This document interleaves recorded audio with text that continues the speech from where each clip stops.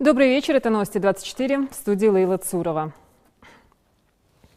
В Яндере произошло возгорание мусорного полигона. На этой площадь в 10 гектаров. Дымная пелена покрывает все селение на несколько километров от свалки.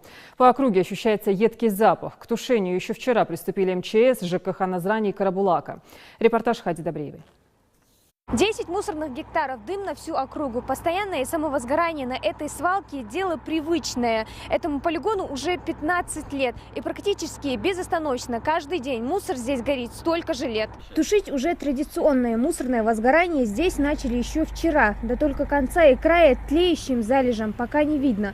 Горит практически вся свалка, что самое хлопотное уже изнутри. Поэтому помимо муповских машин сюда на подмогу вызвали и пожарных. К тому же большим подспорьем служит и собственная система водоснабжения, которую здесь наладили буквально вчера вечером. Воду подвели мы с Сунжи взяли. От полигона, от нашего предприятия, километр. Копали траншею, укладывали металлическую трубу, ставили насос, сделали хозяйственное помещение под насос и под всю разводку. И мотор, сейчас подвели к нему электричество, и мотор постоянно качает круглые сутки воду, подает сюда на полигон и тушим. Эта свалка для жителей, живущих вблизи от нее, за все 15 лет своего существования стала своего рода незатухающим мусорным вулканом. Жалобы властям так и сыпятся на зловонный дым и запах. Требованиям она, конечно, никаким не соответствует. Нет, еще у нас две свалки были. Назрановская городская и Сунжинская. Там тоже такая же картина. Это первый шаг.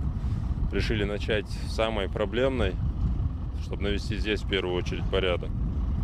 И этот проект наш инвестиционный, он будет уже по всей республике распространяться. Наводить порядок теперь уже на собственной свалке новый владелец начал еще месяц назад. За это время полигон успели огородить, выставить охрану, провести освещение, а теперь еще и воду подвели. А в течение ближайших нескольких месяцев здесь появится целый мусороперерабатывающий завод. В течение, наверное, 3-4 месяцев мы построим сортировку. Запуск ее где-то, наверное, будет месяц-два. Будет строительство завода. Поэтому я думаю, что в 4-5 месяцев мы уложимся.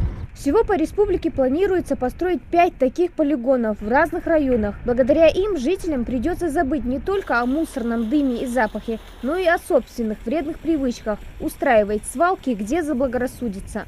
Хади Добреева, Магомед Дидигов, Новости 24.